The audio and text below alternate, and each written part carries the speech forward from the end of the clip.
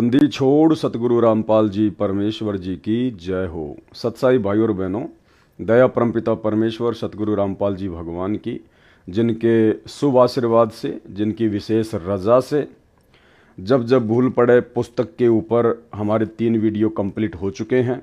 पिछले 3 पार्ट आप जी इस वीडियो के ऊपर टाइटल में जाके लिंक ओपन करके देख सकते हैं, और उन वीडियो को देखे बिना आपको आगे की वीडियो समझ में नहीं आएंगे। ये पुस्तक जब जब भूल पड़े 80 पेज का लेटर हिसार जेल से परम पूज्य परमेश्वर सतगुरु रामपाल जी भगवान ने अपनी विशेष दया और मेहर हम 2 कोटि के जीवों के ऊपर बख्शते हुए भेजा है। इस 80 पेज के लेटर में परमात्मा ने बहुत सारे संकेत किए हैं, बहुत सारे इशारे किए हैं।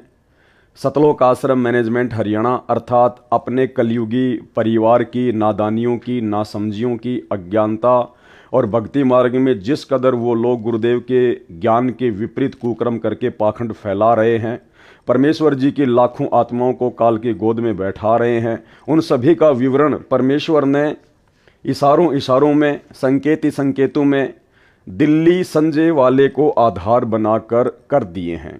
और खुलासे के लिए परमात्मा ने इस 2 कोटि के जीव पवन दास को वीडियो बनाने के लिए खड़ा किया है। तो अब तक हमने बहुत सारी बातें दिल्ली संजय वाले के विषय में और सतलोक आश्रम मैनेजमेंट हरियाणा के विषय में, उनके कर्म और कुकर्मों के विषय में इस पुस्तक में अब तक पढ़ चुके हैं। पुस्तक का पेज नंबर 30 कंप्लीट हो चुका है। अब हम 31 से आगे चलेंगे। आगे परमेश्वर ने फिर बताया, संजय के अज्ञान और पाखंड की पोल खोलते हुए परमेश्वर कह रहे हैं, ऊपर को जड़ वाले इस संसार रूपी पल के वृक्ष की जड़ को पूर्ण ब्रह्म मानो। अक्षर पुरुष को तना, डार, काल निरंजन, क्षर पुरुष जानो। तीनों देवताओं रजगुण ब्रह्मा, सतगुण विष्णु तथा तमगुण शिव को शाखा मानो। शाखाओं पर लगे पत्तों को संसार जानो। उदाहरण के तौर पर बताया है कि जैसे पेड़ का पालक रूट अर्थात जड़ होता है, इसी प्रकार पूर्ण परमात्मा सर्व सृष्टि का धारण पोषण करने वाला है। जैसे पेड़ को आहार जड़ मूल से मिलता है, यानी तना को मूल से आहार मिलता है, तना से डार को तथा डार से शाखाओं को तथा शाखाओं से पत्तों को आहार मिलता है, उसी प्रकार पूर्ण ब्रह्म सबका धारण पोषण करने वाला वास्तव में अविनाशी परमात्मा है।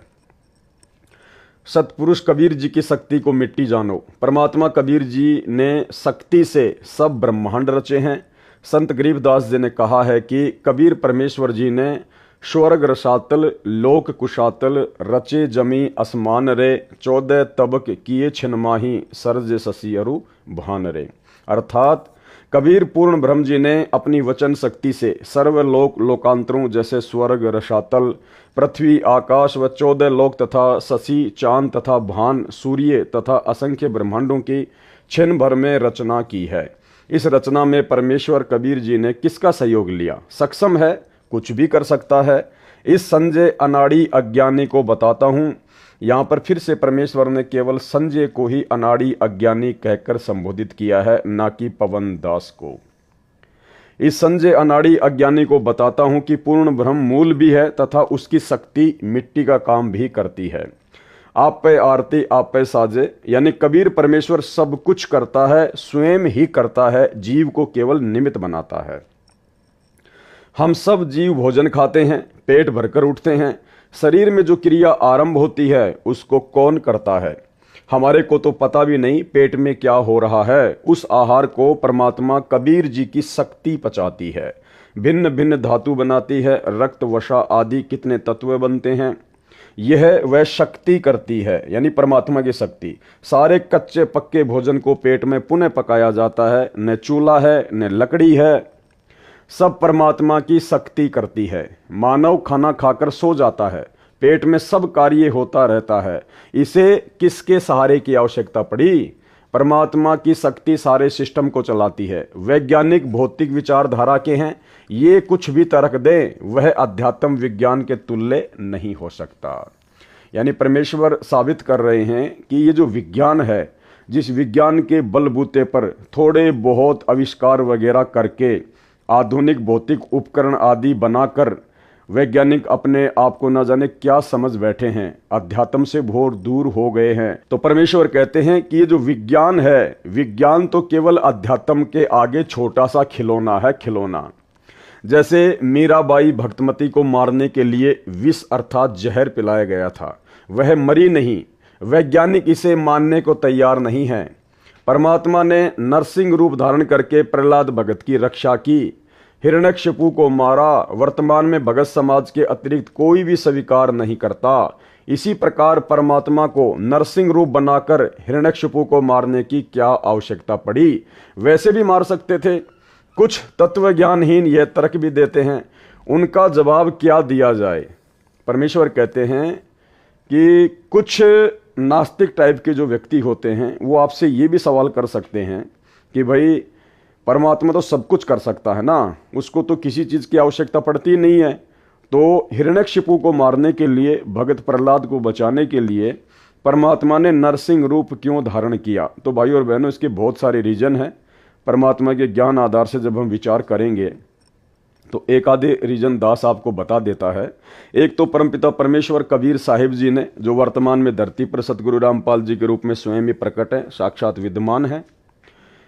इस परमेश्वर ने अपनी शक्ति को सबके सामने वर्तमान बिचली पीढ़ी में प्रदर्शित करना था कि सर्व सृष्टि का पालन पोषण करने वाला देव महादेव, सबसे भिन्न, सबसे सर्वशक्तिमान केवल एक ही परमात्मा है। क्योंकि हिरण्यकशिपु को ब्रह्मा जी से जो वरदान प्राप्त था वो कुछ इसी प्रकार का वरदान था। जैसे आप और हम सभी जानते हैं, उसने जो वरदान मांगा था कि ना दिन में मरूं, ना रात में मरूं, ना जानवर से मरूं, ना इंसान से मरूं, ना अस्त्र से मरूं, ना शस्त्र से मरूं, ना देव से मरूं, ना महादेव से मरूं, ना दिन में मरूं, ना रात में मरूं, ना धूप में मरूं, ना छाव में मरूं। यानी उसने अपनी बुद्धि का इस्तेमाल करके ब्रह्मा जी से इस प्रकार का वरदान प्राप्त कर लिया और ये समझ बैठा था कि मैं अमर हो गया, अब मुझे मारने में कोई भी सक्षम नहीं है। और वास्तव में हिरण्यकशिपु ने जिस प्रकार से ब्रह्मा जी से वरदान मांगा था, उस वरदान आधार से 21 ब्रह्मांड में उसे कोई भी शक्ति मारने में समर्थ नहीं थी।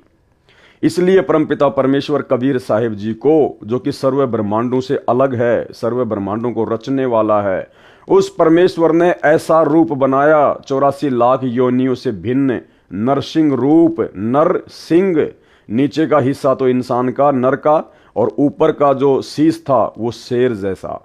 और परमेश्वर ने उसी प्रकार से उसको मारा।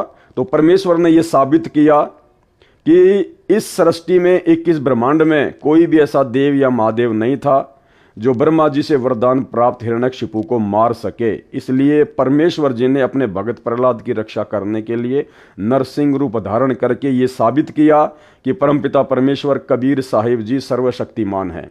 बहुत सारे लोग कहेंगे कि भाई वो रूप तो विष्णु जी ने धारण किया था। अरे विष्णु जी ने धारण नहीं किया था, क्योंकि हिरण्यकशिपु ने वरदान मांग रखा था कि मैं 21 ब्रह्मांड में किसी से भी ना मरूं, ना देव से, ना महादेव से, ना ब्रह्मा से, ना विष्णु से, ना शंकर जी से। उसने सब कुछ मांग रखा था, तो विष्णु भला उसको कैसे मार सकता था? तो परमेश्वर कबीर जी ने नरसिंह रूप धारण करके हिरण्यकशिपु का सीना फाड़ा था अपने नाखूनों से। और ये बढ़ाई दे दी गई त्रिलोकीय विष्णु जी को, ताकि दुनिया की आस्था, भक्ति और भगवान में बनी रहे। और सच्चाई क्या है, इस बात का खुलासा जब परमेश्वर का समय आएगा, बिचली पीढ़ी का समय आएगा, उस समय परमेश्वर स्वयं ही आकर शास्त्रों से ज्ञान देंगे, तब मालिक की महिमा बनेगी। तब उन्हें पता चलेगा दुनिया को कि वास्तव में हिरण्यकशिपु को मारने वाला असल में विष्णु कौन था। ये है वो असली विष्णु, कबीर परमात्मा, जिसको वेदों में विष्णु कहा गया है। अग्ने तनुर असी, विष्णवे तवा सोमस्य तनुर असी, कबीर अंगारी असी, बंभारी असी, सवर ज्योति ऋतधामा असी। कि वो कबीर परमात्मा जो तीनों लोकों में प्रवेश करके सबका भरण पोषण करता है, असल में उसे विष्णु कहते हैं। तो बहुत सारे रीजन थे, उनका जवाब क्या दिया जाए? उनको चाहिए कि पहले पूर्ण अध्यात्म ज्ञान जो दास रामपाल दास बता रहा है समझें, फिर इस तरह के प्रश्न मन में उठेंगे ही नहीं। जैसे संजय दिल्ली तत्व ज्ञानहीन के मन में खुरापात भरा है, इसे संपूर्ण ज्ञान होता तो इस प्रकार के कुतर्क नहीं करता कि पेड़ की जड़ पूर्ण ब्रह्म नहीं हो सकता।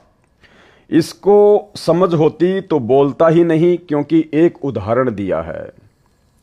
जब संजय दिल्ली वाले ने भक्तों को भ्रमित करने के लिए ये शब्द कहे कि भाई गुरुजी तो पेड़ की जड़ को पूर्ण ब्रह्म परमात्मा कबीर जी बताते हैं, जबकि ये सही नहीं है संजय के अनुसार। क्योंकि संजय ने फिर इसका कुतर्क दिया अपनी बात को ऊपर रखने के लिए कि पूर्ण ब्रह्म को तो किसी चीज की आवश्यकता नहीं होती है, लेकिन जड़ को तो मिट्टी और पानी की आवश्यकता होती है आगे बढ़ने के लिए। तो गुरुदेव भगवान क्या कह रहे हैं कि ये तो खाली एक उदाहरण है, ना तो वो जड़ परमात्मा है और ना वो पेड़ परमात्मा है, ना वो मूल परमात्मा है। वो तो केवल हम नादान जीवों को भक्ति मार्ग समझाने के लिए गुरुदेव कह रहे हैं, क्योंकि एक उदाहरण दिया है। तो ठीक इसी प्रकार भगत भाई बहनों, संजय की तरह वर्तमान में सतलोक आश्रम मैनेजमेंट हरियाणा से जुड़ी हुई लाखों की संगत जिस प्रकार से इस डाढ़ी मूंछ वाली कबीर जी की फोटो को ही भगवान मान चुकी है, परमात्मा मान चुकी है, इसके आगे दंडवत करती है, ज्योति जलाती है, जून के महीने में इसे भगवान मानकर इसे भोग लगाती है, कबीर प्रकट दिवस मनाती है। जबकि इस फोटो को तो असल में सन 1994 में जब असली कबीर सतगुरु रामपाल जी ने भक्ति मार्ग की शुरुआत की तो केवल एक उदाहरण के रूप में पेश किया था, क्योंकि उस समय कोई भी आत्मा संत रामपाल जी को डायरेक्ट कबीर जी मानने को तैयार नहीं थी। अगर गुरु जी कहते कि मैं कबीर हूं तो कोई भी उनके अध्यात्म को स्वीकार नहीं करता। इसलिए भक्ति मार्ग को शुरू करने के लिए सतगुरु रामपाल जी परमेश्वर जी ने कबीर जी के नाम के साथ साथ में इस फोटो का सहारा लिया एक उदाहरण के रूप में, जबकि असल में ये कबीर नहीं है और ना ही कबीर ऐसा था जैसी ये फोटो है, क्योंकि ये तो हाथ से बनाया हुआ चित्र है। 650 साल पहले कोई भी कैमरा या कोई भी मोबाइल नहीं था ताकि उस परमात्मा की फोटो खींची जा सके। तो गुरुदेव कह रहे हैं इसको समझ होती है तो बोलता ही नहीं, क्योंकि एक उदाहरण दिया है। ठीक इसी प्रकार यदि लाखों की संगत को, सतलोक आश्रम मैनेजमेंट हरियाणा से जुड़ी हुई लाखों की संगत को यदि समझ होती तो संगत इस कागज की नकली फोटो को, दाढ़ी मूंछ वाली कबीर जी की समझे जाने वाली फोटो को परमात्मा मानती ही नहीं, भगवान मानती ही नहीं, और ना ही जून के महीने में भगवान मान के इसका प्रकट दिवस मनाती, ना ही अपने घरों पर और आश्रमों में बड़े बड़े इसके पोस्टर लगाती। जबकि असली कबीर तो ऊपर बैठा है सतगुरु रामपाल जी भगवान के रूप में। इसको समझ होती तो बोलता ही नहीं, क्योंकि एक उदाहरण दिया है समझाने के लिए। यह परमात्मा कबीर जी ने दिया है। यह पापी परमात्मा के ज्ञान में भी अपने अज्ञान से दोष देखता है। इससे स्पष्ट है कि यह महाअज्ञानी है, महिमा का भूखा है, बोले भक्तों का दुश्मन है। कौन? संजय दिल्ली वाला, ना कि पवन दास। अभी तक आप 3 पार्ट देख चुके हैं, चौथा पार्ट अभी आप देख रहे हैं।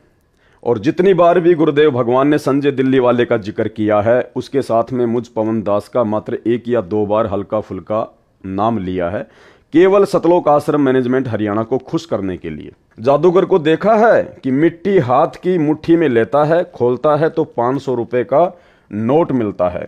यह आध्यात्मिक शक्ति से होता है जो उसने परमात्मा की भक्ति करके जादू विद्या प्राप्त की होती है। उसने नोट बनाने में किसी मशीन का सहारा नहीं लिया। वैसे नोट बनाने के लिए कागज, प्रिंटिंग मशीन, बिजली आदि अनेकों वस्तुओं का सहारा लेना पड़ता है।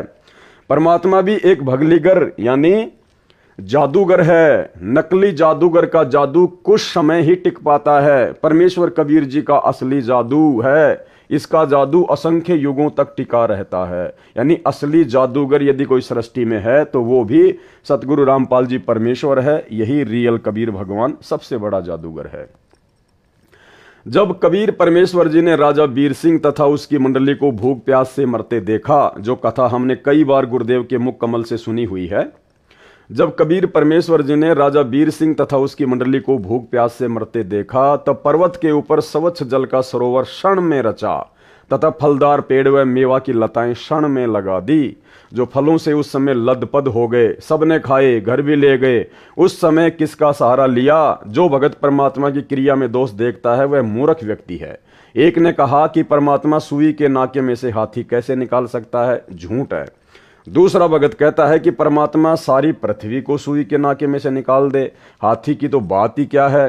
संजय साकट पहले भगत का साथी है जो कहता है कि सुई के नाके से हाथी परमात्मा नहीं निकाल सकता। गीता अध्याय 15 के श्लोक 16 से भी सिद्ध किया है कि अक्षर पुरुष तथा क्षर पुरुष दोनों नाशवान है। इन दोनों के लोक तथा उन लोकों में रहने वाले सब व्यक्ति तथा अन्य पशु पक्षी आदि आदि भी नाशवान है, केवल आत्मा सबकी अविनाशी है। यह गीता अध्याय 15 श्लोक 16 का सरलार्थ है। गीता अध्याय 15 श्लोक 17 का सरलार्थ इस प्रकार है। उत्तम पुरुष, पुरुषोत्तम यानी सर्वश्रेष्ठ प्रभु तो उपरोक्त दोनों पुरुषों अर्थात प्रभुओं से अन्य ही है, जिसे परमात्मा कहा जाता है, जो तीनों लोकों में प्रवेश करके सबका धारण पोषण करता है।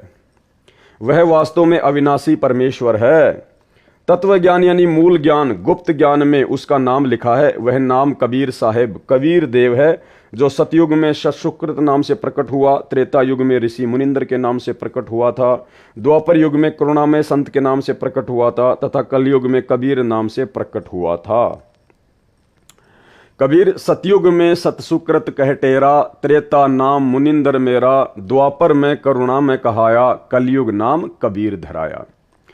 संजय दिल्ली कहता है कि कबीर साहिब अलग हैं और कबीर देव अलग हैं। यह है इसका मूल ज्ञान, भूल ज्ञान, गुप्त ज्ञान जो गलत है। यानी संजय दिल्ली वाला कहता है कि कबीर साहिब अलग हैं और कबीर देव अलग हैं। इसको तत्व ज्ञान ही नहीं है, इसलिए वो अबाई बकता है।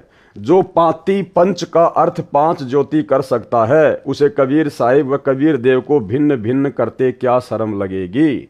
ये बेशरम, ढीठ, अज्ञानी है। ये शब्द परमात्मा किसके लिए यूज कर रहे हैं? संजय दिल्ली वाले के लिए। बेशरम, ढीठ, अज्ञानी, ना कि पवन दास के लिए, जो अर्थों के अनर्थ करके बोले भक्तों को भ्रमित करके अपना स्वार्थ सिद्ध कर रहा है। आप भी नरक में जाएगा। वे भ्रमित भगत जो इस मूर्ख को तत्वदर्शी संत मानकर इसकी जय जय बुलाते हैं, इसके ऊपर चंवर करते हैं, वे भी इसके साथ नरक में जाएंगे। ये गुप्त भेद दास रामपाल दास ने खोला है। यह तत्व ज्ञान है।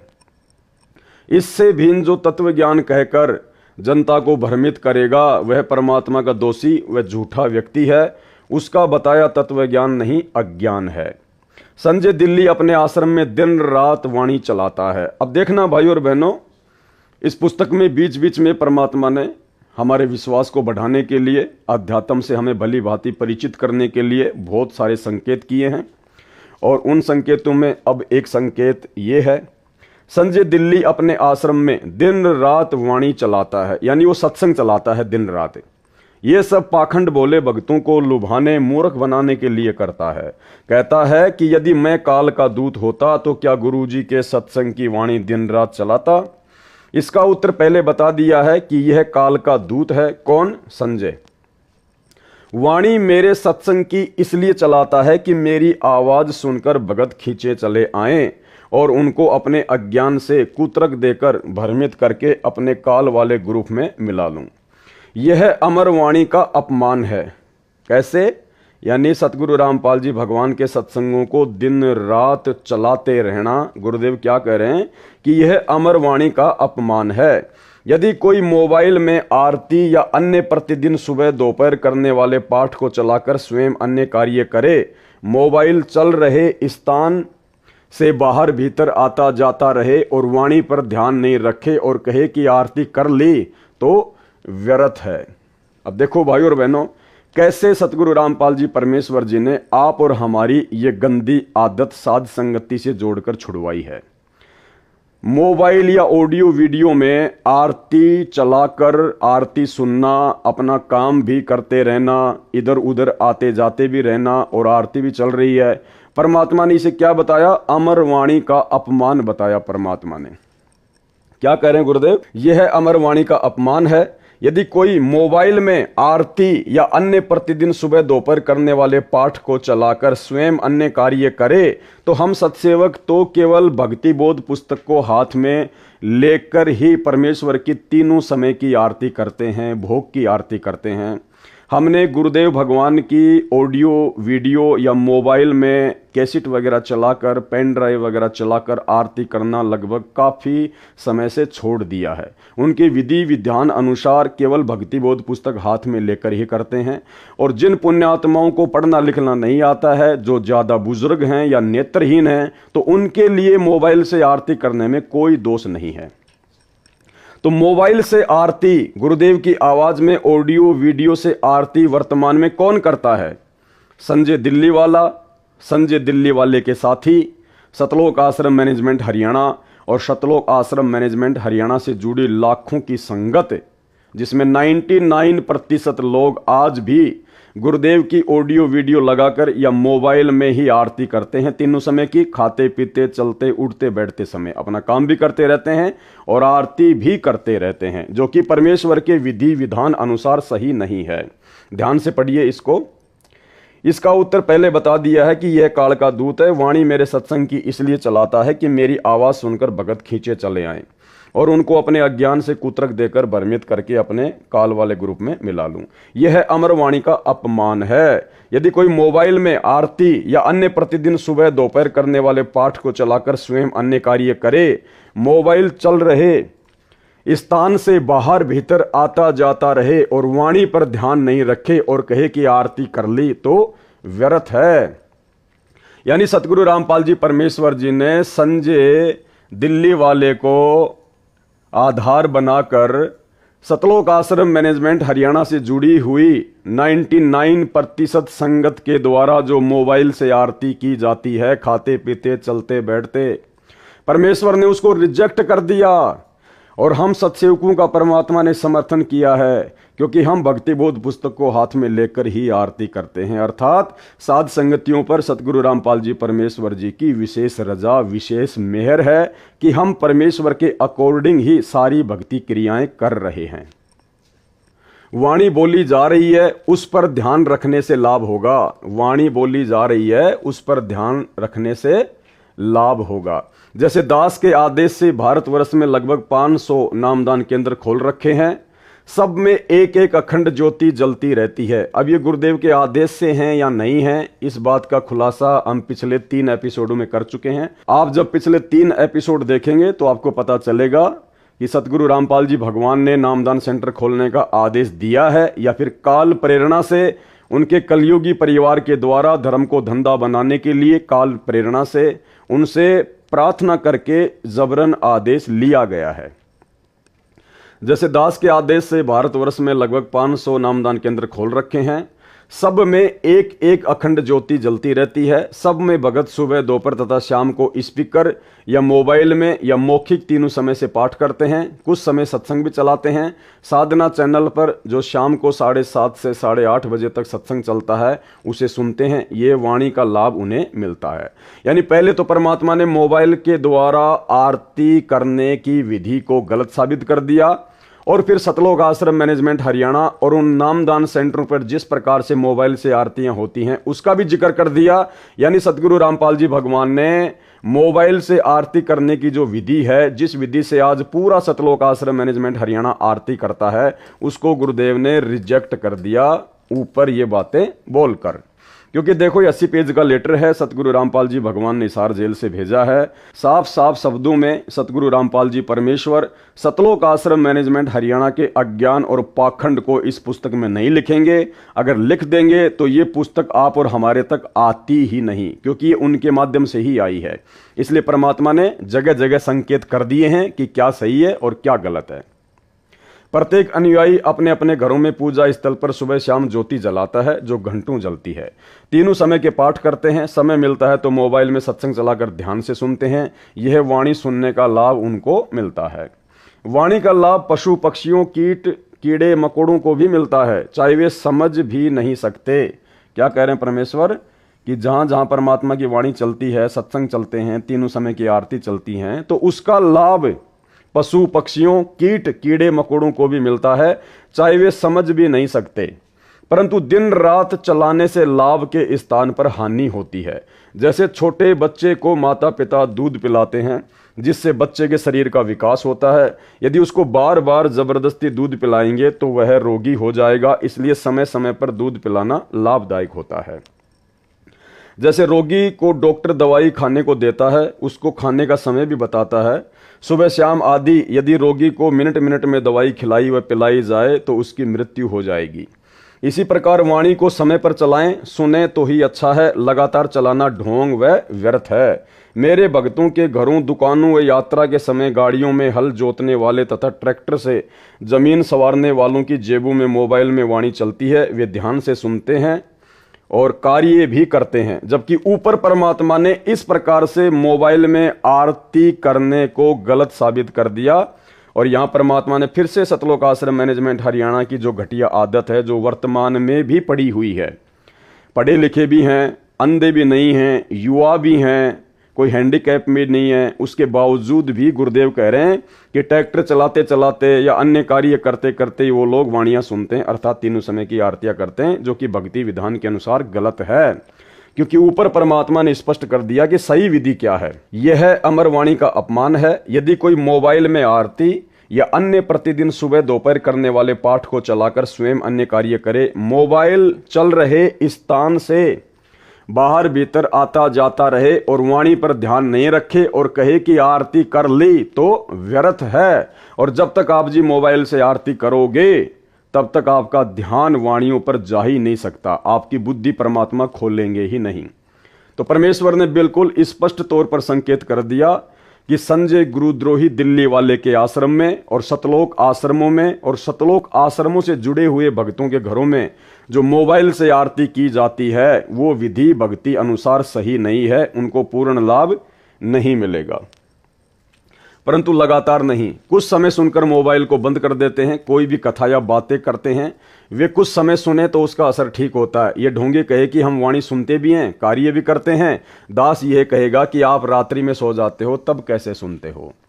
अब यहाँ पे एक छोटी सी शंका आप भगत भाई बहनों को हो सकती है कि परमात्मा ने हम सत्सेवकों के ऊपर विशेष दया करके जो अखंड पाठ की वाणियां 50 घंटे की सतगुरु रामपाल जी भगवान के मुख कमल से मेमोरी कार्ड में भर के जो सत्सेवकों के घरों पर कोरियर के द्वारा पहुंचाई गई हैं, हम तो 24 घंटे उन वाणियों को चलाते हैं, तो कहीं हमारे को नुकसान तो नहीं हो जाएगा। नहीं भाई बहनों, बिल्कुल भी नुकसान नहीं है। वो परमेश्वर जी की अमर वाणी है और हम कोई 24 घंटे वाणी को चला के उसके पास में नहीं बैठते हैं।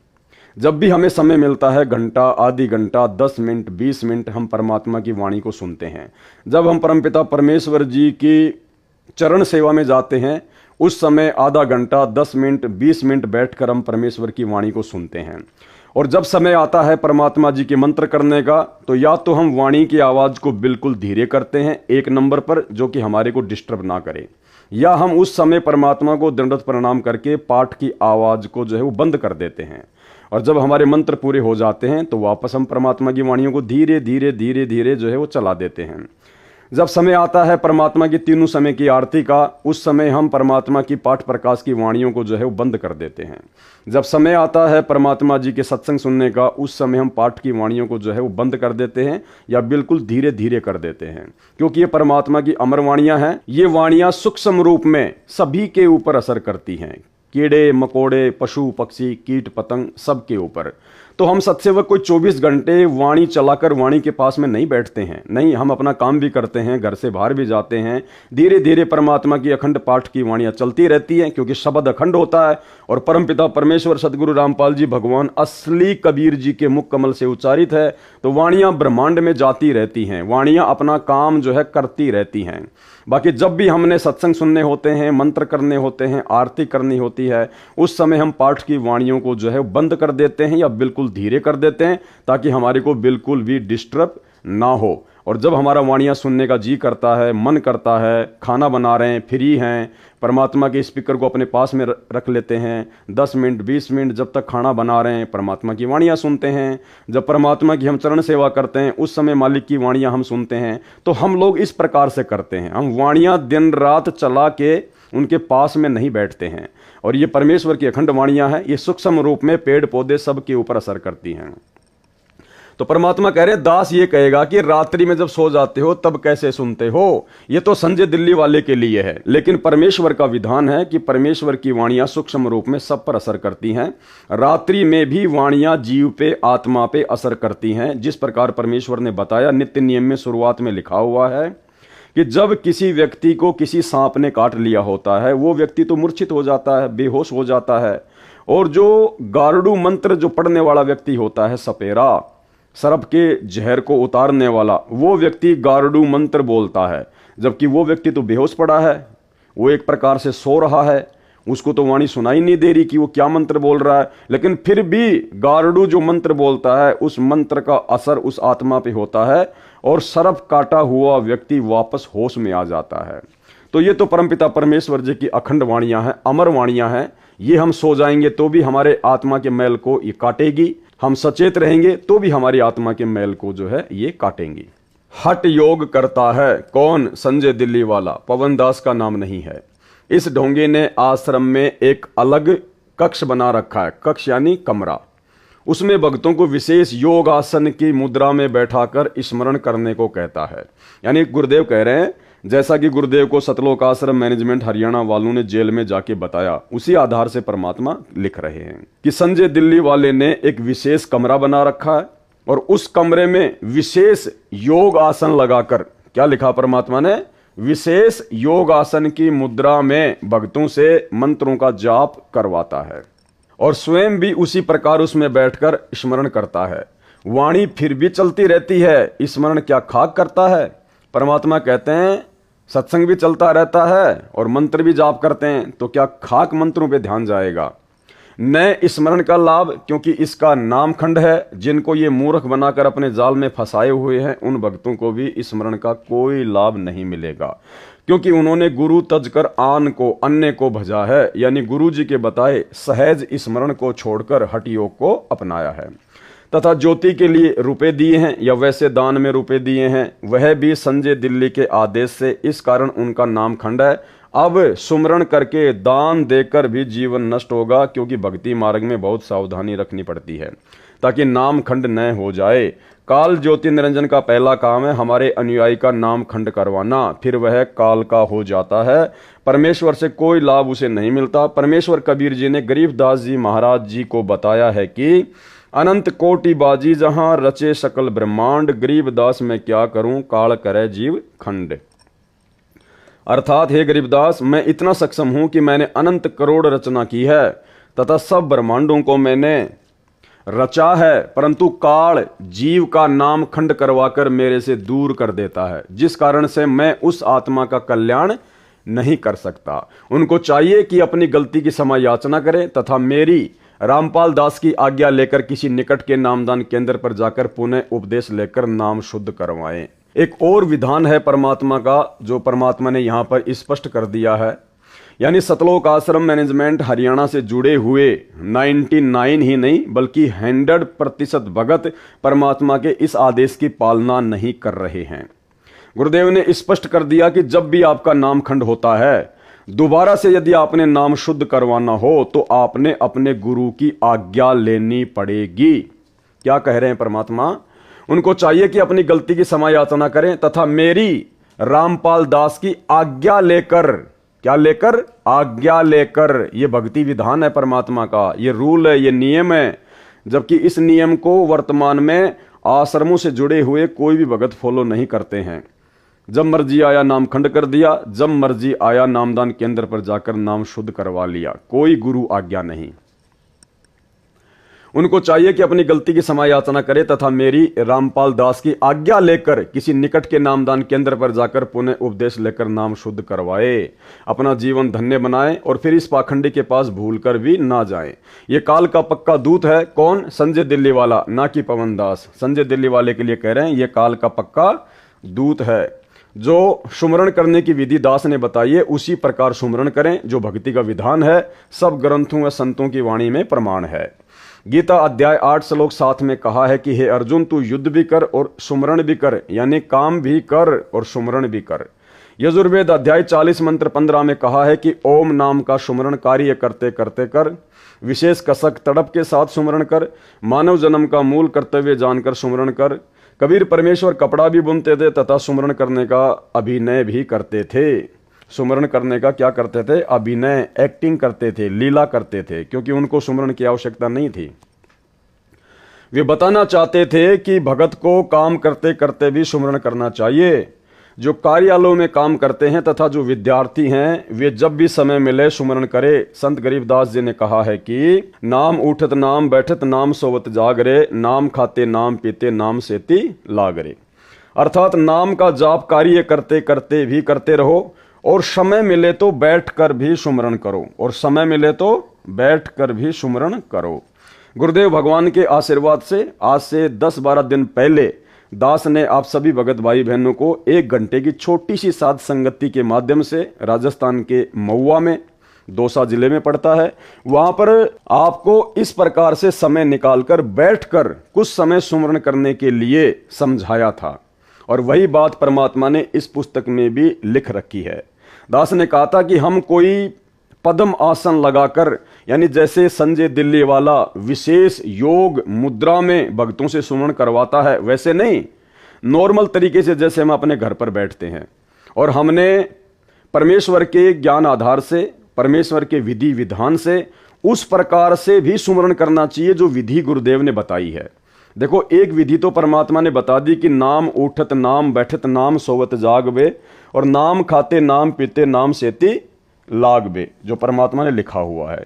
देखो, ये तो एक भगत की शुरुआती विधि है। जिस प्रकार बच्चा पहली कक्षा में जाता है तो उसको बोल बोल के, गा गा के पढ़ाया जाता है, A for apple, B for ball. और जब बच्चा समझदार हो जाता है, ऊपर की क्लास में चला जाता है, फिर वो समझने लग जाता है कि ए फॉर का मतलब खाली एप्पल ही नहीं होता, ए फॉर से तो बहुत सारे अर्थ निकलते हैं। तो दास ने गुरुदेव के आशीर्वाद से बताया था कि जब भी हमारे को समय मिले, ठीक है, खाते पीते उठते बैठते काम धंधा करते करते तो सुमरण करना ही करना है, मन को हमने खाली नहीं छोड़ना है। लेकिन जब हमें समय मिले या थोड़ा बहुत समय निकालने का गुरुदेव के आशीर्वाद से हम भी प्रयास करें। और जो विधि परमात्मा ने सुमरण की बताई है कि वास्तविक विधि तो ये है, इस विधि से बात बनेगी कैसे। प्रथम मंत्र का जाप परमात्मा ने बताया सुरति नृति और मन लगाकर, और जो सतनाम है 2 अक्षर का, उसका सुमरण परमात्मा ने बताया सुरति नृति मन और पवन के द्वारा। तो हमने इस विधि विधान से भी परमात्मा के मंत्र करने चाहिए, समय निकालना चाहिए।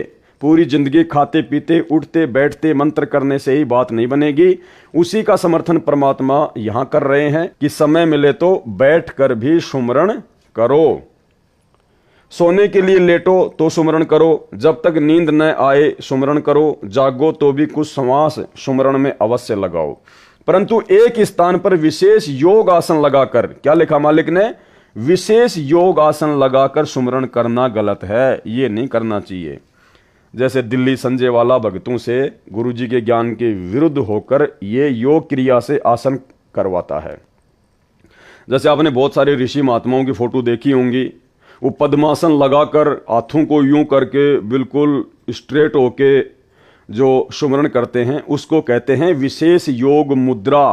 तो हम भक्तों ने वो पाखंड नहीं करना, वो आडंबर नहीं करना। समय मिले कहीं भी बैठ जाओ, चेयर पे बैठ जाओ, अपने बेड पे बैठ जाओ, बिस्तर पे बैठ जाओ, जमीन पे बैठ जाओ, अपनी गाड़ी में बैठे हो वहां पे बैठ जाओ नॉर्मल तरीके से, चाहे पैरों को फैला के बैठ जाओ, चाहे पैरों को समेट के बैठ जाओ, कोई दिक्कत नहीं है। आंखों को बंद करो चाहे खोलो, लेकिन थोड़ा बहुत समय हमने परमात्मा के विधि विधान अनुसार सुरति नृति मन और पवन लगाकर भी सुमरण करना पड़ेगा। क्योंकि खाते पीते उठते बैठते काम धंधा करते करते सुरति नृति और मन पवन से सुमरण नहीं हो सकता। आपका ध्यान आपके काम धंधे में रहेगा, आपकी सुरति आपकी नृति आपके काम धंधे में रहेगी। इसलिए परमात्मा कह रहे हैं कि समय मिले तो बैठकर भी सुमरण करो, जो दास ने वीडियो बनाकर आप सभी भाई बहनों को बताया था। परमेश्वर कबीर जी ने स्वामी रामानंद जी को समझाया, जो योग आसन की मुद्रा में बैठकर हठ योग से ध्यान लगाता था। यानी 650 साल पहले परमपिता परमेश्वर कबीर जी के मुंह बोले गुरु पंडित रामानंद जी, जब उनको नाम प्राप्त हो गया परमात्मा से, उसके बाद भी उनकी जो पुरानी आदत थी उस आधार से वो विशेष योग मुद्रा में बैठकर जो है मंत्रों का जाप किया करते थे, जिसको परमात्मा ने गलत बताया है, तथा नाम सुमरण किया करता था। उसको कबीर जी ने समझाया कि ज्यों के त्यों ही बैठे रहो, यानी नॉर्मल स्थिति में बैठे रहो। तज आसन सब योग, अर्थात विशेष योग आसन की बजाय जैसे सामान्य तरीके से बैठते हैं वैसे बैठकर सुमरण करो। ये विधि सब ग्रंथों व संतों की वाणी के अनुसार श्रेष्ठ है। सब योग आसन को तजो त्यागो, जिसके पास कुछ भी ज्ञान नहीं होता वह पाखंड का सहारा लेता है। बात करता है कि मेरे अतिरिक्त विश्व में किसी को तत्व ज्ञान बीजक का ज्ञान नहीं है। कौन? संजय दिल्ली वाला, ना कि पवन दास। आपको इस पूरी 80 पेज की पुस्तक में पवन दास के किसी भी पाखंड का, किसी भी अज्ञान का, किसी भी ढोंग का गुरुजी के द्वारा एक भी खुलासा नहीं किया गया है। एक भी कोई प्रमाण पवनदास के अज्ञान, पाखंड या ढोंग के खिलाफ सतगुरु रामपाल जी भगवान ने इस पुस्तक में नहीं लिखा है। जबकि संजय दिल्ली वाला और संजय दिल्ली वाले को आधार बनाकर अपने कलयुगी परिवार और सतलोक आश्रम मैनेजमेंट हरियाणा के अज्ञान और पाखंड को परमात्मा ने इस पुस्तक में लिखा है।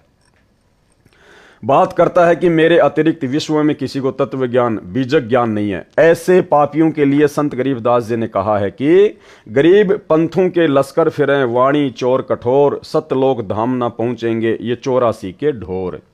गरीब बीजक की बाता कहें, बीजक नाही हाथ, पृथ्वी डुबोवन उतरे कहकर मीठी बात। गरीब बीजक की बाता कहें, बीजक नाही पास, औरों को क्या ज्ञान बतावे, आप ही जावे निराश। अर्थात परमात्मा कबीर जी की वाणी को सुनकर उसी आधार से अपने को तत्वदर्शी संत बताने वाले वाणियों का गलत अर्थ करने वाले अनेकों पंथों के मुखिया हैं, जैसे ये संजय साकट।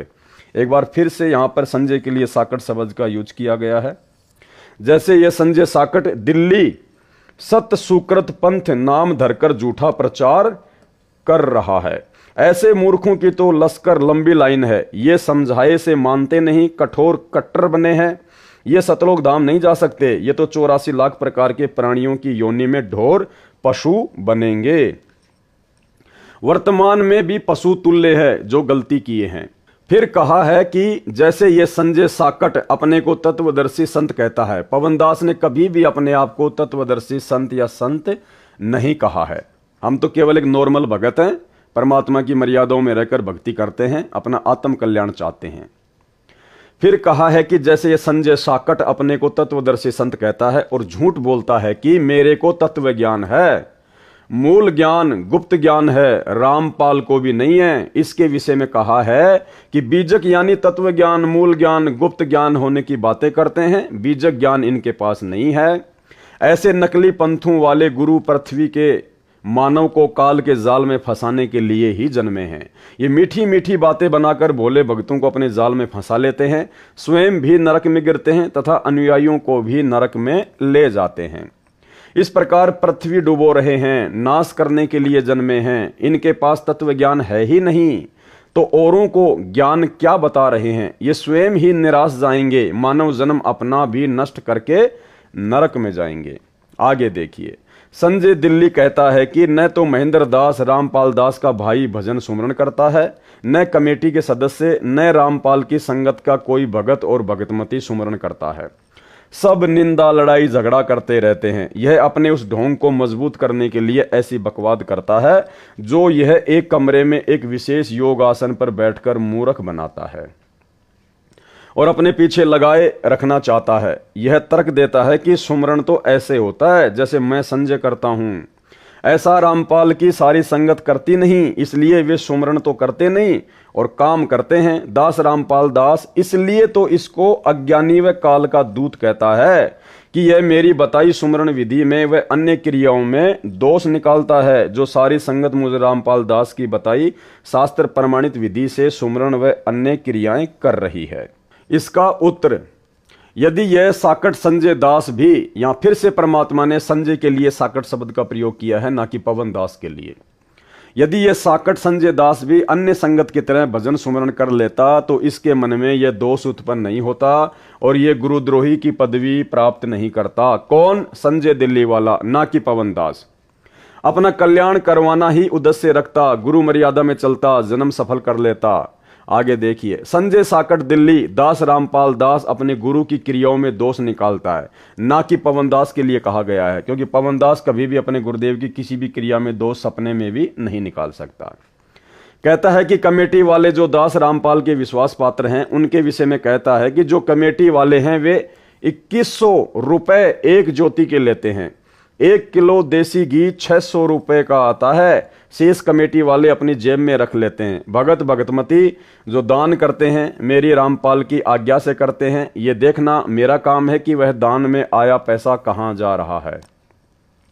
आपने मेरे को दान किया है। बिल्कुल हमने सतगुरु रामपाल जी भगवान को दान नहीं किया है, ना ही वर्तमान में लोग संत रामपाल जी को दान कर रहे हैं, क्योंकि ये परीक्षा का समय है और कोई भी व्यक्ति अपने पूज्य गुरुदेव सतगुरु रामपाल जी से हिसार जेल में जाकर उनकी आज्ञा लेकर दान नहीं कर रहा है। सतलोक आश्रम मैनेजमेंट हरियाणा को जितने भी भगत ज्योति पाठ और दान का पैसा देते हैं या जमीन दान कर रहे हैं, वे गुरुदेव भगवान से आज्ञा लेकर दान नहीं कर रहे हैं। इसलिए यहां पर ये हमारे बुद्धि और विवेक की छोटी सी एक परीक्षा ली है परमात्मा ने।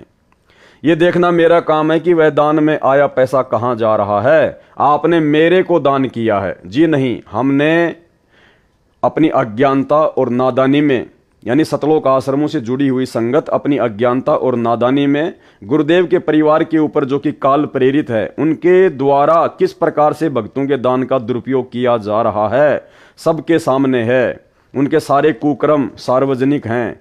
इसलिए संगत अपनी अज्ञानता और नादानी का परिचय दे रही है, अपने गुरुजी के अलावा गुरुजी के परिवार के ऊपर विश्वास करके दान धर्म या ज्योति पाठ का पैसा देकर।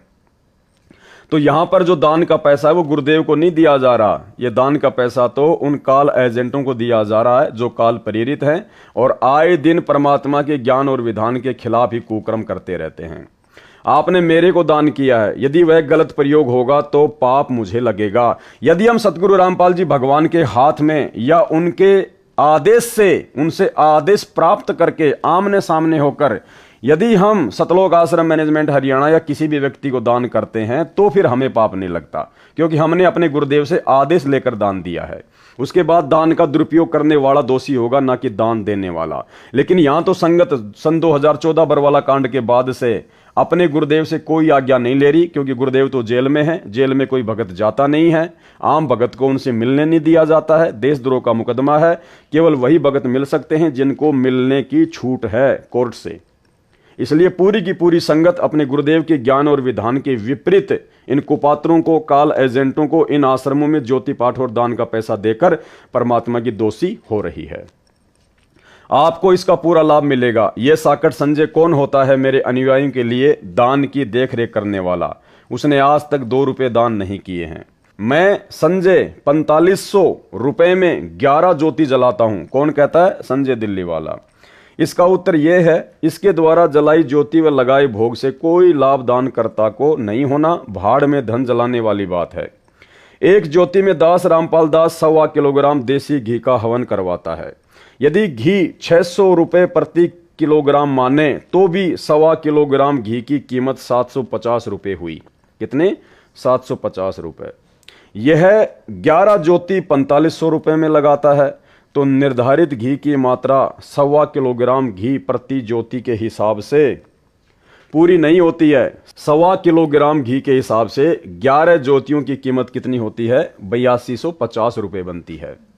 यह लेता है, वह इससे लगभग आधी है। अधूरा ओछा व्यक्ति अधूरे ओछे काम ही करता है।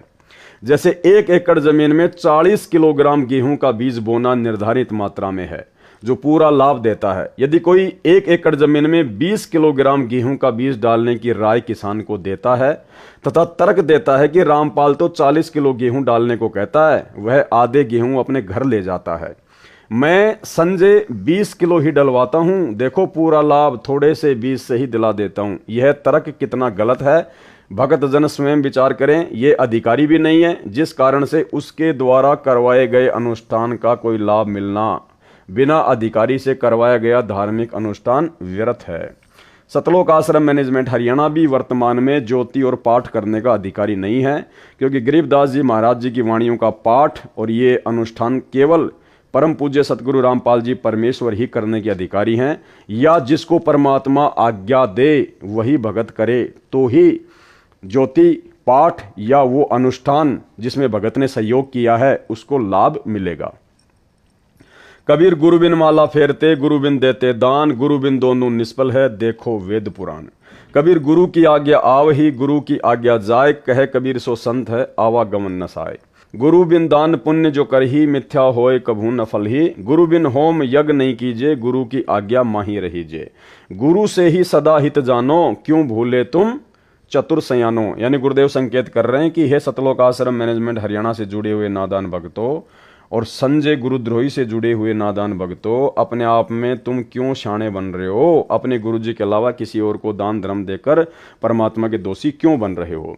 अर्थात अपने गुरु के अतिरिक्त किसी को दान नहीं देना चाहिए, यह विधान बता दिया परमात्मा ने। अपने गुरु जी के अतिरिक्त, तो गुरु जी तो एक ही है धरती पर, संत रामपाल जी, और इनके अतिरिक्त आप जी वर्तमान में उन आश्रमों में जाकर उन कोऑर्डिनेटरों को दान दे रहे हो, अपने जैसे 2 कोटि के जीवों को दान दे रहे हो। और वाणी क्या कह रही है? अपने गुरु के अतिरिक्त, यानी गुरु जी के अतिरिक्त किसी भी भगत को, वो चाहे उनका बेटा हो, चाहे बेटी हो, चाहे भाई हो, चाहे कोऑर्डिनेटर हो, किसी को भी दान देने के लिए गुरुदेव ने सख्त मना किया है। अर्थात अपने गुरु के अतिरिक्त किसी को दान नहीं देना चाहिए, वह दान फल नहीं देता। गुरु के अतिरिक्त अन्य किसी को दान नहीं देना चाहिए, न ही कोई पुण्य कर्म, धार्मिक कर्म करवाने चाहिए। धार्मिक कर्म यानी पाठ, हवन, जो कि 90% संगत सतलोक आश्रमों में अपने जैसे 2 कोटि के जीवों से करवा रही है, जो भक्ति विधान अनुसार सही नहीं है। गुरु का आज्ञाकारी भगत सफल होता है, वह सही भगत है, उसका आवागमन जन्म मरण का चक्र समाप्त हो जाएगा। गुरु जी की आज्ञा से सर्व धर्म कर्म करो। मेरी रामपाल दास की आज्ञा से ज्योति व पाठ के रूपे मेरे द्वारा नियुक्त विश्वास पात्र भगत लेते हैं। ये परमेश्वर ने बोलना पड़ेगा यहाँ पे, क्योंकि इन लोगों ने सतगुरु रामपाल जी परमेश्वर जी से काल प्रेरणा से अपनी तरफ से जेल में जाकर उनको सलाह देकर इस प्रकार से ये पाठ वगैरह करने का आदेश प्राप्त किया है, ना कि सतगुरु रामपाल जी भगवान ने अपनी मर्जी से उनको पाठ या अन्य धार्मिक अनुष्ठान करने का आदेश दिया है। इस बात को हमने समझना होगा। लिखते हैं, दास को बताते हैं, आशीर्वाद लेते हैं, तब उस धर्म कर्म को करते हैं जो सबको यथार्थ लाभ देता है। हे चातुर व्यक्तियों, क्यों शाने बनकर यथार्थ भक्ति मार्ग को भूले हो? गुरु से ही सदा अपना हित मानो, यानी गुरु जी से ही धर्म कर्म करवाना हितकर लाभदायक है, इसी में अपना हित या भला समझो। ये परमात्मा आश्रमों से जुड़ी हुई संगत को और संजय से जुड़ी हुई संगत को सावधान कर रहे हैं। दास रामपाल दास 69 वर्ष का हो चुका है। सतलोक जाने से पहले जो क्रियाएं संगत ने करनी है उनका अभ्यास करवा रहा हूं, यानी हिसार जेल में बैठकर परमात्मा हमारा यही अभ्यास करवा रहा है। हमारी भक्ति क्रियाओं को पल पल सीसीटीवी कैमरे की तरह हमारे हृदय कमल में बैठकर अंतर्यामी सतगुरु रामपाल जी भगवान देख रहे हैं। पल पल उनकी नजर है कि हम क्या कर रहे हैं, क्या नहीं कर रहे हैं, गुरु जी ने क्या समझाया था और हम क्या करने लग गए। तो इस प्रकार से अपने जैसे जीवों को ज्योति पाठ का पैसा देना, उनको जमीन के लिए पैसा देना, आश्रम के लिए जमीन देना, ये सब कुछ परमात्मा ने रिजेक्ट कर दिया। और क्या कह रहे हैं? दास रामपाल दास 69 वर्ष का हो चुका है। सतलोक जाने से पहले जो क्रियाएं संगत ने करनी है उनका अभ्यास करवा रहा हूं। यानी वर्तमान समय हमारी परीक्षा का है। परमात्मा कहेंगे कुछ भी नहीं, लेकिन देख सब कुछ रहे हैं कि कौन भगत मेरे ज्ञान आधार से चल रहा है और कौन मेरे परिवार के पीछे आंख बंद करके काल प्रेरणा से चल रहा है। इसी बात का डर था कि संजय जैसे जालिम संगत को पथ भ्रष्ट ना कर दें। पवनदास का नाम नहीं है। इसकी तरह नकली गुरु बनकर संगत को काल जाल में न डालें, जो यह मेरे सामने ही बकवाद कर रहा है। गुरु बनकर आशीर्वाद देने लगा है, यह काल प्रेरित है, काल का दूत है। कौन? संजय दिल्ली वाला, ना कि पवनदास।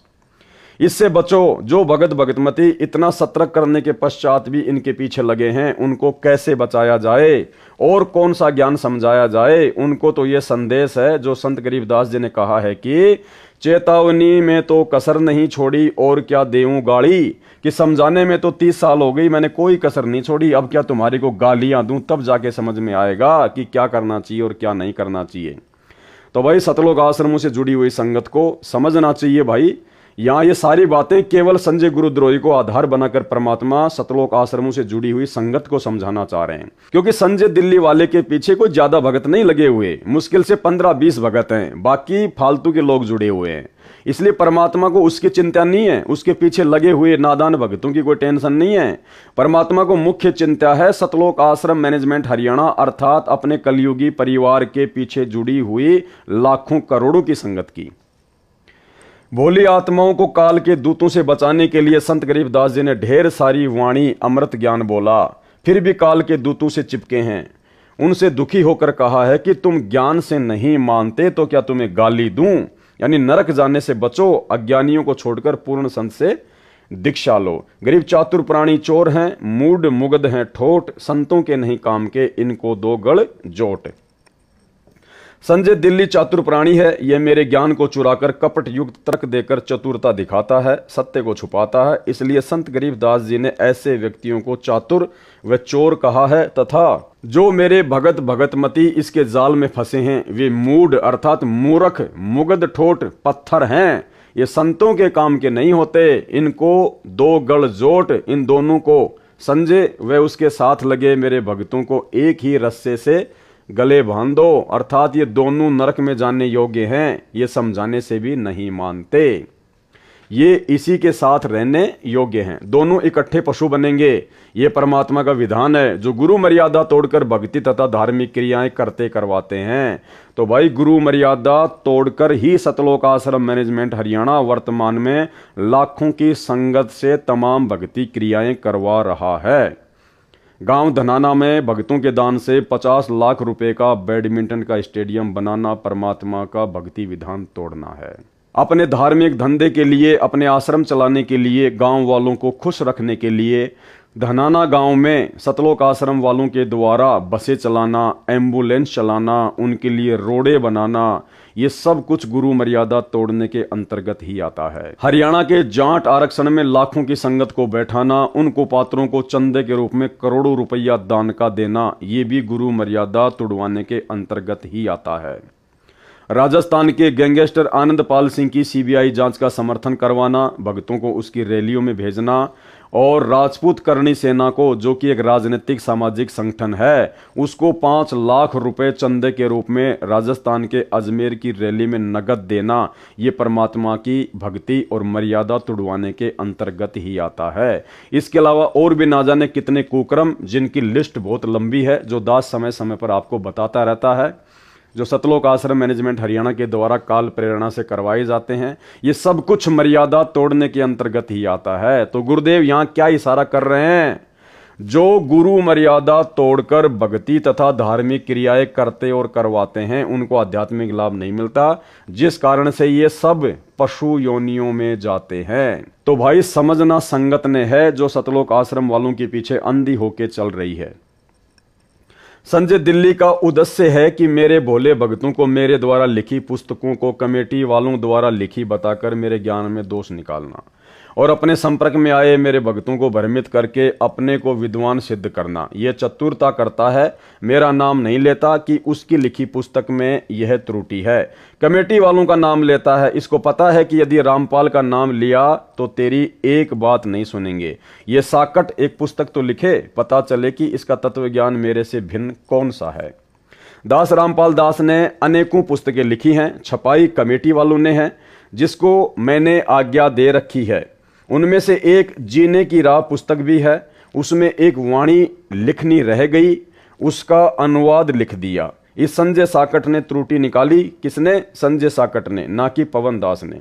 इस संजय साकट ने त्रुटि निकाली कि देखो कमेटी वालों ने यह पुस्तक लिखी है, इसमें वाणी का अर्थ गलत किया है। उन भ्रमित भक्तों ने मेरी बेटी के पास फोन किया, उसने अपनी बेटी को फोन दिया और कहा कि ये भगत भाई कोई गलती बताता है, इसको समझा। मैंने जेल से प्रतिदिन की तरह फोन किया तो बेटी बहुत दुखी थी।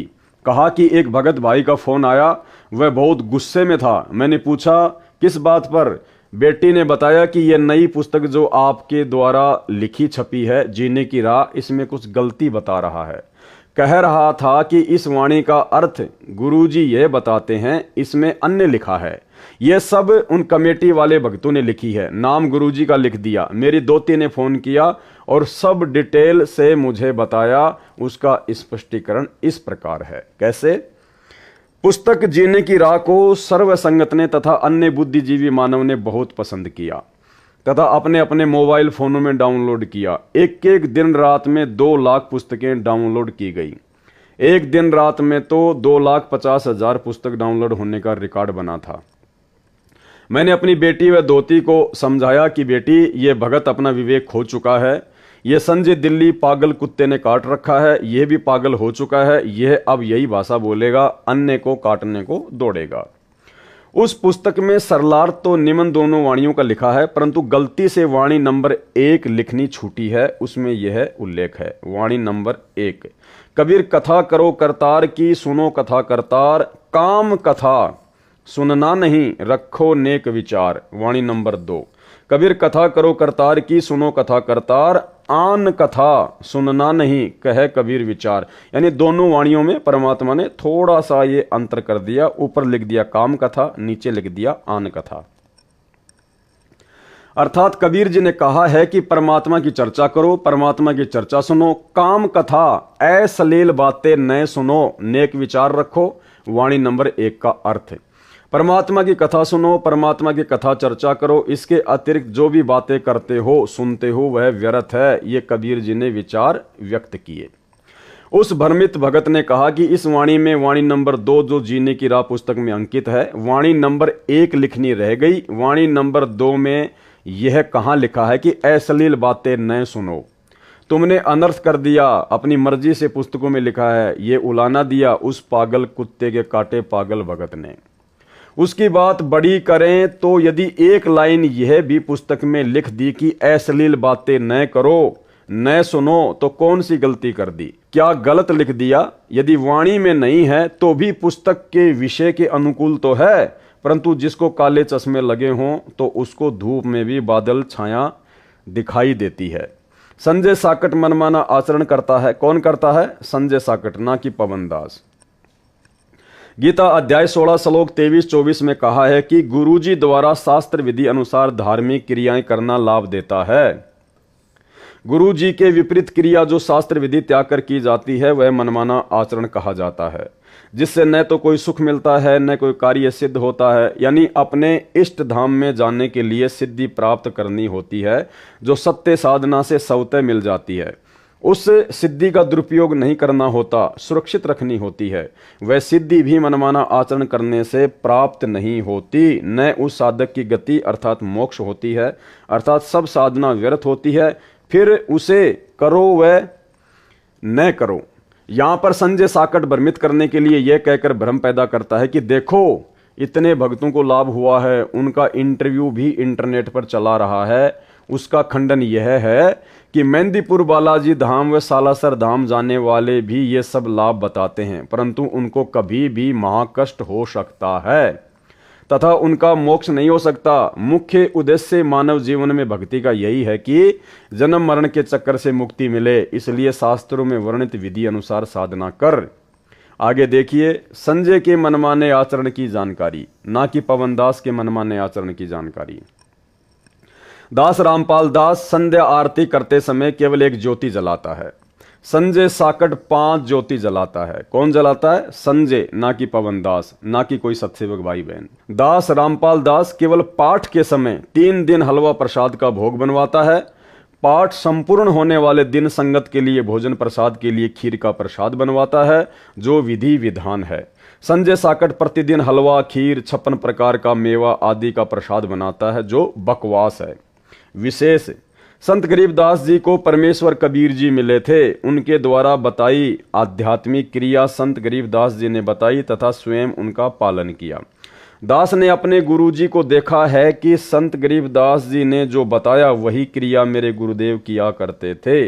यह दास उसी शास्त्र विधि अनुसार आचरण का निर्वाह 25 वर्ष से कर तथा करवा रहा है। यदि प्रतिदिन हलवा, खीर व 56 प्रकार के प्रसाद से परमात्मा प्रसन्न होते तो संत गरीबदास जी भी यही करते। संत गरीबदास जी के पास 2500 बीघा लगभग 1475 एकड़ जमीन थी। वे तो सदा ही हलवा, खीर आदि 56 प्रकार के भोग आसानी से लगा सकते थे, परंतु शास्त्र विधि में ऐसा करना नहीं कहा है। संत गरीबदास जी अपने जीवन काल में वर्ष में केवल एक दिन अपना बोध दिवस मनाते थे। हालांकि भाई और बहनों, ये भी वर्तमान में जो 13वां पंथ चल रहा है उस पंथ में जायज नहीं है। क्या कहा परमात्मा ने 12वें पंथ के प्रवर्तक आदरणीय गरीबदास जी के बारे में कि संत गरीबदास जी अपने जीवन काल में वर्ष में केवल एक दिन अपना बोध दिवस मनाते थे।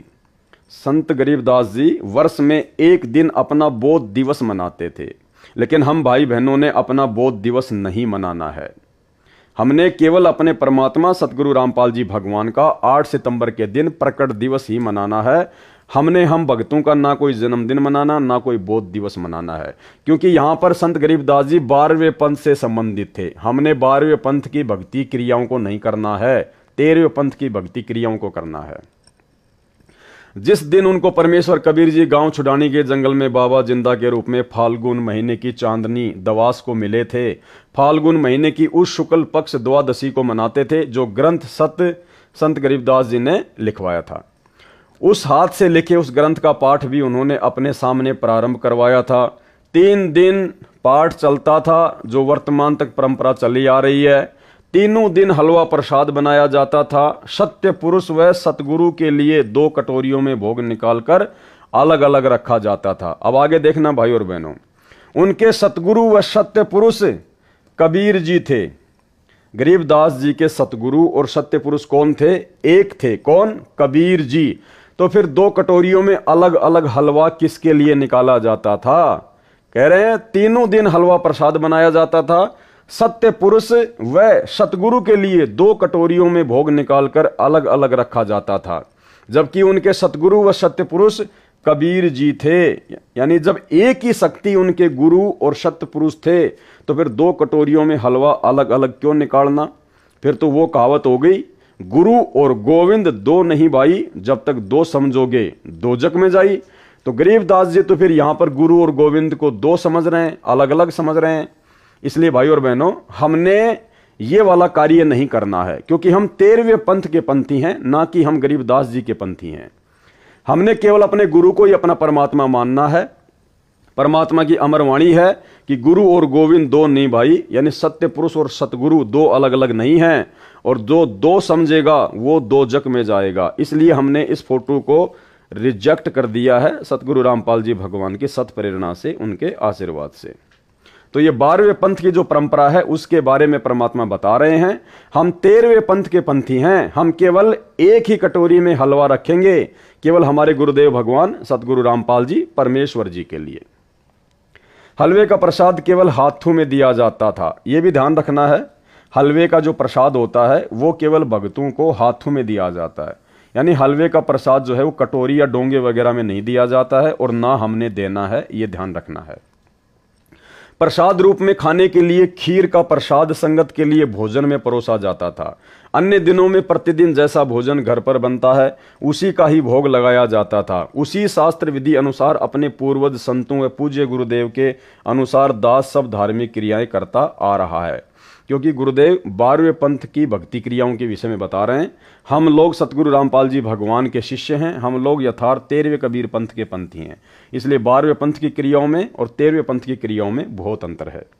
परमेश्वर कबीर जी तो सक्षम हैं, वे भी प्रतिदिन 56 प्रकार का हलवा खीर आदि स्वयं भी बनाकर खा सकते थे, या परंपरा डालने के लिए भी सत्य पुरुष अपने को सब भोग लगा सकते थे। भोग लगाने की परंपरा बता देते, लेकिन ऐसा नहीं किया। जब उनके साथ शरारत की थी, झूठे पत्र डालकर निमंत्रण दिया था, उसमें 18 लाख साधु संत और उनके चेले भंडारा खाने आ गए। उस समय 3 दिन का भोजन भंडारा करके अपनी समर्थता का परिचय भी दे दिया था कि मैं ऐसा भी कर सकता हूं। परंतु प्रतिदिन जो संजय दिल्ली बकवास कर रहा है, यहाँ पे कोई पवनदास का या सतसेवक का नाम नहीं है, और ना हम कोई 56 प्रकार का भोग रोजाना अपने गुरुदेव भगवान को लगाते हैं। हम तो गीता जी का जो विधान है, जो सतगुरु रामपाल जी भगवान ने बताया कि पूर्ण परमात्मा को भोग लगाए बिना जो व्यक्ति अन्न पकाते हैं या खाते हैं वो तो पाप खाते हैं। तो हमारे घर में जो भी बनता है, जैसा भी बनता है, हम दोनों टाइम या तीनों टाइम रोजाना गीता जी के विधान को फॉलो करते हुए, सतगुरु रामपाल जी परमेश्वर जी के विधान को फॉलो करते हुए, अपने गुरु को ही परमात्मा मानकर, क्योंकि गुरु ही परमात्मा हैं, हम प्रतिदिन भोजन खाने से पहले अपने गुरु जी को भोग की आरती के साथ में समर्पित करते हैं। जो है उनको हम भोजन पहले अर्पित करते हैं। तो इसमें कोई त्रुटि नहीं, इसमें कोई भी गलती नहीं है।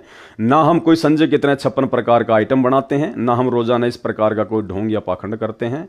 हम केवल नॉर्मल तरीके से विधि विधान अनुसार ही सारे कार्य जो है वो करते हैं। यह शास्त्र विधि त्याग कर मनमाना आचरण है जो भोले भक्तों को रिझाने के लिए, अपने जाल में फंसाने के लिए ड्रामा कर रहा है। जो ज्ञान के अधूरे गांठ के पूरे हैं वे इसके जाल में फंसे हैं। संत गरीबदास जी ने ऐसे पाखंडियों के लिए कहा है कि ज्ञानी पुरुष तो इनके निकट न जावे, मूर्खों को रीझ रिझावे है। अर्थात जिन भक्तों को मर्यादा का ज्ञान है और जो गुरु जी द्वारा बताई शास्त्र अनुकूल क्रियाओं का ज्ञान है, वे तो ऐसे पाखंडियों के निकट भी नहीं जाते। जिनको ज्ञान नहीं है उन भोले भक्तों को प्रसन्न करके अपने को तत्वदर्शी, सबसे अलग ज्ञान वाला सिद्ध करता है। ऐसा व्यक्ति काल का पक्का दूत होता है। वह संजय साकट दिल्ली है, इससे बचो। यहाँ परमात्मा ने संजय के लिए इशारा किया है, ना कि पवनदास के लिए, क्योंकि पवनदास और पवनदास के साथ साथ संगति से जुड़े हुए भाई बहन इस प्रकार का कोई भी पाखंड या आडंबर नहीं करते हैं। ऐसा व्यक्ति काल का पक्का दूत होता है। कैसा? संजय जैसा। वह संजय साकट दिल्ली है, इससे बचो। अन्य मनमाना आचरण। संजय साकट ने प्रथम मंत्र के कार्ड में अक्षरों में फेरबदल करके उनकी वास्तविकता का नाश कर दिया है।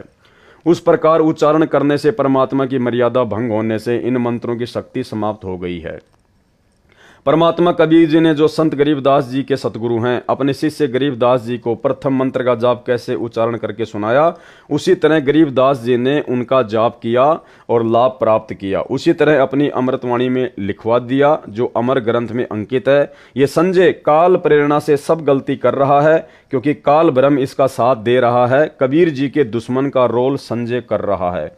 कबीर जी के दुश्मन का रोल, सतगुरु रामपाल जी भगवान के दुश्मन का रोल कौन कर रहा है?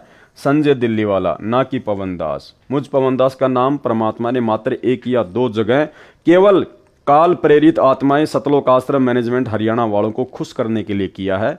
बाकी हर जगह परमात्मा संजय के ही अज्ञान और पाखंड का खुलासा कर रहे हैं। रामपाल दास यानी पत्र लेखक संध्या आरती में कोई घंटा शंख आदि नहीं बजवाता जो सत्य पुरुष की पूजा है। संजय साकट घंटा तथा शंख बजवाता है, यानी सब धार्मिक क्रियाएं मेरे से विपरीत करके अपने को तत्वदर्शी सिद्ध कर रहा है, जो केवल दिखावा है तथा काल ज्योति निरंजन की पूजा है। संजय साकट की अन्य जलालत। किसकी? संजय साकट की, ना कि पवनदास की।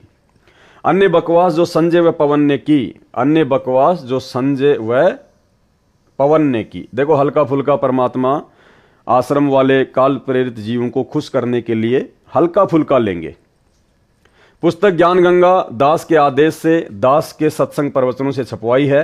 जब दास लीला करने बड़ी जेल, संसार भी एक जेल है, काल के 21 ब्रह्मांड भी जेल हैं, उनसे छोटी जेल हिसार में आया। वकील मेरे से मिलने आए, उनमें परमात्मा कबीर जी के भगत भी हैं। उन्होंने बताया कि ज्ञान गंगा पुस्तक में कुछ फोटोकॉपी मराठी भाषा की लगी हैं जिनमें आपके विषय में लिखी भविष्यवाणी है। उन भविष्यवाणियों में एक का हिंदी अनुवाद लिखना रह गया। वे नास्त्रदमस के द्वारा की गई भविष्यवाणियां हैं। वह वकील ज्ञान गंगा पुस्तक को साथ लाया क्योंकि उस पुस्तक का एक मुकदमे से संबंध था, मेरे से डिस्कस करनी थी। उसने वह मराठी भाषा वाली फोटोकॉपी दिखाई और बोला कि मैंने कंप्यूटर में इसका ट्रांसलेशन देखा। इसका अर्थ है कि उस संत सायरन पर देशद्रोह का मुकदमा भी लगेगा, परंतु झूठा सिद्ध होगा। यदि आपकी आज्ञा हो तो ज्ञान गंगा में इसे भी लिखा दिया जाए। मैंने कहा कि ठीक है। यानी भाई और बहनों, ये बात ये साबित करती है कि सतगुरु रामपाल जी परमेश्वर अपनी तरफ से इस परीक्षा के समय में किसी को कोई भी आदेश नहीं देते हैं। जो भी आदेश उनके बताए जाते हैं उनके परिवार के द्वारा, वे आदेश उनसे जाकर लिए जाते हैं मनमाने आचरण के तहत। ज्ञान गंगा पुस्तक में जो लिखा गया वो भी सतलोक आश्रम मैनेजमेंट हरियाणा का मनमाना आचरण है। गुरुजी की तरफ से कोई आदेश नहीं दिया गया। ये इस पत्र में स्पष्ट तौर पर आपको पढ़ने को मिल रहा है। वकील पुस्तक लेके गया, वकील ने बताया तो गुरुजी ने कहा कि लिखवा दो, बल्कि गुरुजी ने अपनी तरफ से कोई आदेश नहीं दिया।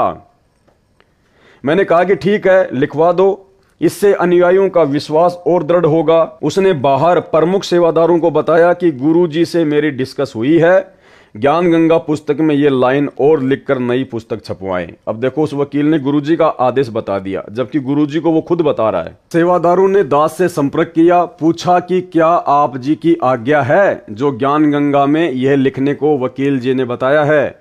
दास ने बताया कि मेरे से वकील जी की बात हुई है, यह 2 लाइन और लिखवा दो।